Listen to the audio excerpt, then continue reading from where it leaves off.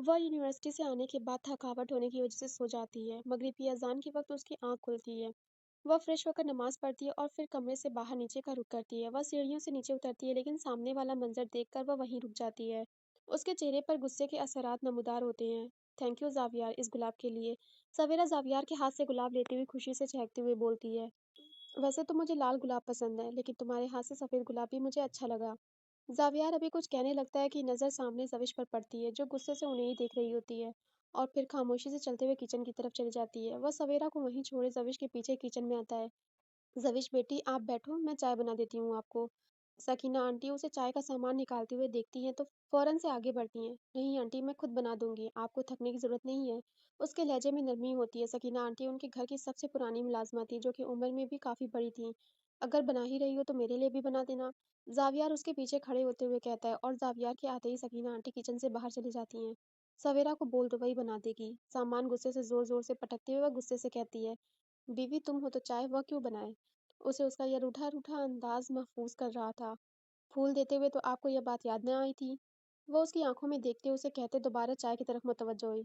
चाय 2 कप में डालते हुए वह अपना कप उठाती है और एक गुस्से भरी नज़र उस पर डालते किचन से बाहर निकल जाती है। ज़ावियार उसकी हालत से लुत्फ़-अंदोज़ होता है, खुद भी चाय का कप लिए बाहर निकल जाता है। चाय पीते हुए भी ज़ावियार की नज़रें बार-बार ज़विश पर पड़ रही थी, जो गुस्से से चाय के घूँट लेते हुए अपने सामने आयशे के साथ बैठी सवेरा को घूरने में मसरूफ़ थी। नज़रों से निगलने का इरादा है क्या? वह इतनी आवाज़ में कहता है कि ज़रा दूर बैठी ज़विश को आवाज़ पहुँच जाती है। वह जल्दी से नज़रें उससे हटाते उसे देखती है, जो अपनी हँसी रोके बैठा होता है। वह बिना उसको कोई जवाब दिए बुराक के साथ बातों में लग जाती है। वह सबसे फ्री होने के बाद अपने कमरे में आती है। कमरे में दाखिल होते ही गुलाब की खुशबू नथनों से टकराती है। वह हाथ आगे बढ़ाकर लाइट्स ऑन करती है और सामने वाला मंज़र देखकर उसकी आँखें हैरत की ज़्यादती से खुल जाती हैं। वह कदम लेते हुए आगे बढ़ती है और इर्द-गिर्द देखती है, जहाँ सोफ़े, बेड और ड्रेसिंग पर लाइन से बहुत सारे सफ़ेद गुलाब रखे होते हैं। वह एक-एक को छू कर देखती है और उनकी खुशबू को अपने अंदर उतारती है। अचानक कुछ याद आने पर वह शुरू से सारे गुलाबों को गिनती है। वह एक-एक करके गिनती है, सबसे आखिरी गुलाब पर आती है और आखिरी गुलाब गिनते ही उसके दिल में आया ख़्याल बुझ जाता है। वह जो सोच रही होती है वैसे नहीं होता है। अचानक रूम का दरवाज़ा खुलने पर वह पलटती है, जहाँ ज़ावियार अंदर दाखिल होता है और अपने पीछे हाथ में पकड़ा सफ़ेद गुलाब उसके सामने करता है। सफ़ेद गुलाब को देखते ही ज़विश के चेहरे पर खुशी की लहरें दौड़ती हैं, क्योंकि उस गुलाब को मिलाकर पूरे कमरे में 520 गुलाब होते हैं और उसे मालूम था कि चाइनीज़ ज़बान में 520 फूल मोहब्बत के इकरार करने की अलामत है। वो उसके हाथ में मौजूद गुलाब देखती है और फिर उसका चेहरा। अंत हब रूही, तुम मेरे रूह की मोहब्बत हो। वो उसके करीब होता सरगोशी करता है। उसे अरबी समझ तो नहीं आती, लेकिन उसके अंदाज से ही वह सुर्ख होती उसके हाथ से गुलाब ले लेती है। उसके चेहरे पर आई कुछ लटें उस वक्त ज़ावियार को परेशान कर रही थी। शामिल थे उसकी नाराज़गी में अपनाइयत के रंग। आज वह मुझको नाराज़-नाराज़ सा अच्छा लगा। शायराना अंदाज में कहते वह उसके चेहरे की लटों को पीछे करने लगा। वैसे इतनी जलन क्यों हो रही थी तुम्हें सवेरा से? शौक लहजे पर ज़विश तजब्जुब का शिकार हो जाती है। मैं क्यों जलने लगी उससे? तो तुम्हें उससे जलन नहीं हो रही थी? ऐसा क्या है उसके पास जो मैं जलूं उससे? जलना तो उसे चाहिए ना मुझसे। लठमार अंदाज में कहती वह ड्रेसिंग पर रखे गुलाब की तरफ बढ़ी। क्यों, तुम्हारे पास ऐसा क्या है जो वह तुमसे जले? तुम। बेध्यानी से कहते वह अचानक रुकी थी, होठों के किनारे दांतों तले दबाए। वह ड्रेसिंग टेबल के मिरर से उसे देखती है। तुम तुमसे नाराज़ हूँ मैं। हाँ, मैं ये कह रही थी। शहादत की उँगली उठाए वह जल्दी से बात घुमाती है। क्या मसला है तुम्हें? उसकी मुस्कुराहट पर वह चिढ़ती है। क्या? मैंने कुछ कहा भी नहीं। मासूमियत सजाए वह अनजान बनता है। तुम कहते कहाँ हो कुछ? तुम सिर्फ देखते हो और तुम्हारी ये बोलती हुई आंखें और फिर ये मुस्कुराहट बहुत कुछ बोल देती है। देखो, देखो अभी भी तुम कुछ नहीं बोल रहे लेकिन ये आंखें। वो उसकी कन्फ्यूजन पर चेहरे झुकाए हंसने लग जाता है। अच्छा यार नहीं देखता। अब खुश? क्या अब भी नाराज़ हो? अब की बार वह सीरियस अंदाज में नरमी से पूछता है। तुम्हें फ़र्क पड़ता है मेरे नाराज़ होने से? फ़र्क न पड़ता तो इस तरह अपने कमरे में फूल की दुकान न लगाता। इर्द-गिर्द मौजूद फूलों पर नज़रें घुमाते वह कहता है। ज़विश भी अपने आस-पास देखती है, जहाँ पूरा कमरा ही फूलों से भरा होता है। फिर ज़ावियार को देखती है। उसे आज से पहले कभी किसी ने इस तरह नहीं मनाया था। ये शख्स वाक़ई उसके लिए खुदा की तरफ से बेहतरीन तोहफ़ा था। दोपहर का वक़्त था। सूरज पूरी आबोताब से चमक रहा था। एक नज़र बाहर देखने के बाद वह अपने कमरे में बिखरी चीज़ें उठाने लगी। जब कमरे में किसी की मौजूदगी का एहसास करते वह गर्दन घुमा के देखती है और फिर हल्का सा मुस्कुराते दोबारा चीज़ें उठाने लग जाती है। भाभी, आज संडे है। आयशा उसके सामने खड़ी होती एक्साइटेड होते हुए बताती है। हाँ, मुझे पता है। तो बुराक और ज़ावियार भाई दोनों घर में हैं। तो? वह मसरूफ़ अंदाज़ में पूछती है। तो हम चारों कहीं बाहर चलते हैं घूमने? आइडिया बुरा नहीं है ना? मुझे पता था। तो चलें तुम्हारे भाई के पास? ज़विश मुस्कुराते हुए उससे कहती है, जिस पर वह सर इस बात में हिलाती है उसके साथ रूम से बाहर निकल जाती है। तो बताओ अब कहाँ जाना है? वह चारों ही गाड़ी में बैठे होते हैं जब सावियार गाड़ी स्टार्ट करते उनसे पूछता है। हाँ जी मेरी बहनों बताओ कहाँ जाना है अब? बुराक भी उन दोनों को देखता है जो उन्हें जबरदस्ती अपने साथ लेकर आई थी। पहले हम आइसक्रीम खाएंगे, फिर क्लिफ्टन जाएंगे, फिर वहां से किसी होटल में डिनर करके घर आ जाएंगे। जविश एक एक चीज उंगलियों पर गिनवाती सारी प्लानिंग बता रही थी। और फिर गाड़ी सुल्तान मेंशन की हदूद से बाहर निकल जाती है। तो बताइए अंदर जाके खानी है या गाड़ी में ही? गाड़ी आइसक्रीम पार्लर के सामने रोकते जावियार पूछता है। आप जाकर ले आएं, हम गाड़ी में ही खाएंगे। आशय पार्लर के अंदर लोगों का रश देखते हुए कहती है, जिस पर जविश भी हामी भरती है। मैं भी जाऊंगी तुम्हारे साथ। जावियार को गाड़ी से उतरता देख जविश अचानक बोलती है, जिस पर जावियर उसे बाहर आने का इशारा करता है। वह उसका हाथ मजबूती से पकड़े अपने साथ लेकर जाता है। आइसक्रीम का ऑर्डर देने के बाद वह कुछ देर इंतजार करते हैं। लोगों का ज्यादा रश होने की वजह से वक्त ज्यादा लग रहा होता है। मैं दोबारा गाड़ी में जा रही हूँ, तुम आ जाना। वह लोगों के हुजूम से तंग आकर कहती है और जावियार उसके चेहरे पर बेजारियत देखते हल्का सा मुस्कुराता है। जैसे पहले यहाँ आने का शौक था और अब जाने की जल्दी हो रही है। मैं छोड़ कर आता हूँ। नहीं मैं खुद चली जाऊंगी। मेन रोड है जवीश, वह फिक्रमंद होता है। तुम आइसक्रीम लेकर आओ, मैं अकेले क्रॉस कर सकती हूँ रोड। ध्यान से जाना। उसके कहते ही वह आगे बढ़ जाती है। पार्लर से निकलते वह एक नजर आने वाली गाड़ियों को देखते आगे बढ़ रही होती है। जावियार की नजरें भी उसी पर होती हैं और देखते ही देखते जावियार की आंखें हैरत से फैलती हैं। जब एक गाड़ी रॉन्ग साइड से पूरी स्पीड में आती जविश के वजूद को दूर उठाकर फेंक देती है। वह जितने कदम उसकी तरफ उठा रहा होता है उसे अपने कदम इतने ही पीछे जाते महसूस होते हैं। सड़क पर गाड़ियों की हॉर्न की आवाज दबिश के इर्द-गिर्द लोगों का हुजूम जावियार का दिमाग सुन्न होने लगता है। वह हुजूम को चीरते हुए आगे बढ़ता है। सड़क पर फैली सुर्ख स्याही के दरमियान पड़ा जविश का वजूद उसे ऐसा लगता है किसी ने उसके जिंदा वजूद से चमड़ी खींच कर उधेड़ दी हो।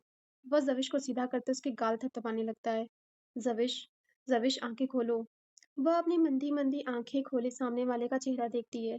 बुराक गाड़ी स्टार्ट करो। वो उसके वजूद को उठाते गाड़ी की तरफ भागता है। जविश की अधखोली आंखें उसके चेहरे पर मरकूज होती हैं। ज़विश प्लीज़ आँखें मत बंद करना प्लीज़। उसका सर अपनी गोद में रखे बेबसी की आखिरी हद पर उसे इल्तिजा कर रहा होता है।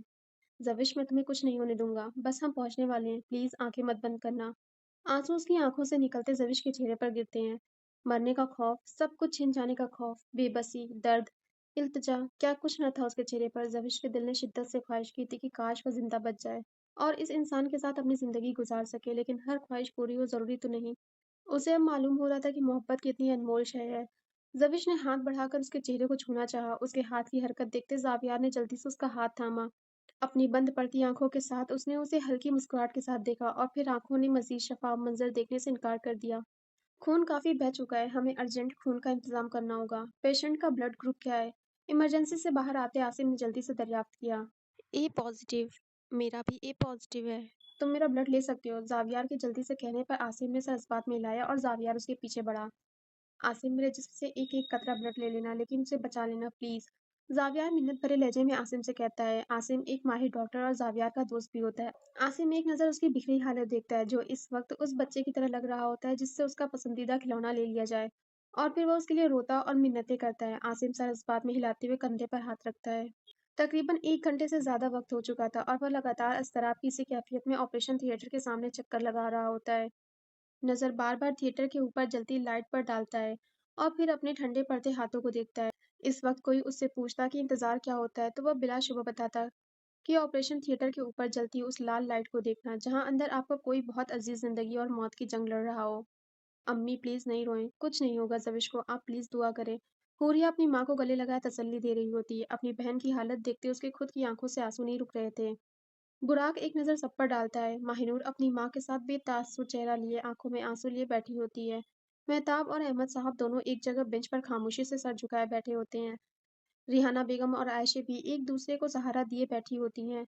रिहाना बेगम अपनी आंखों से आए आंसू को साफ करते साथ-साथ ज़बानी याद की हुई सूरतें पढ़ती दुआएं मांग रही थीं। सभी नफूस अपनी-अपनी जगह बेहद परेशान होती हैं। डॉक्टर के बाहर निकलते ही ज़ावियार समेत बाकी सब उनकी तरफ लपकते हैं। ज़ायम कैसी है वह? कब तक होश आएगा उसे? ज़ावियार बेचैनी से थिएटर के दरवाजे को देखते हुए उम्मीद से पूछता है। सायम एक नज़र सबको देखने के बाद उसे देखते हुए मुतवज्जा होता है। ज़ाहिरी तौर पर हाथ फ्रैक्चर होने के अलावा कोई इतनी जिस्मानी चोट नहीं आई, लेकिन अंदरूनी तौर पर बहुत गहरी चोट लगी है। उनका खून काफ़ी बह चुका है।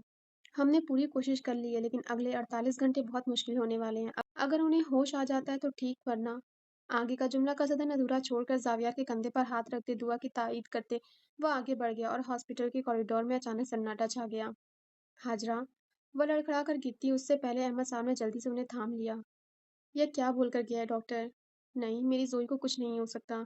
कुछ नहीं होगा ना मेरी ज़ोई को। वह उनके सीने पर हाथ फेरते वहशतज़दा अंदाज में बोली, जबकि उनके अंदाज और डॉक्टर की बात सुनकर बाकी तमाम लोगों की आंखों में भी नमी थी। डॉक्टर के फूके गए सुर जैसे अल्फाज सुनने के बाद जावियर बेयकीनी और सपाट चेहरा लिए कॉरिडोर से जाने लगा।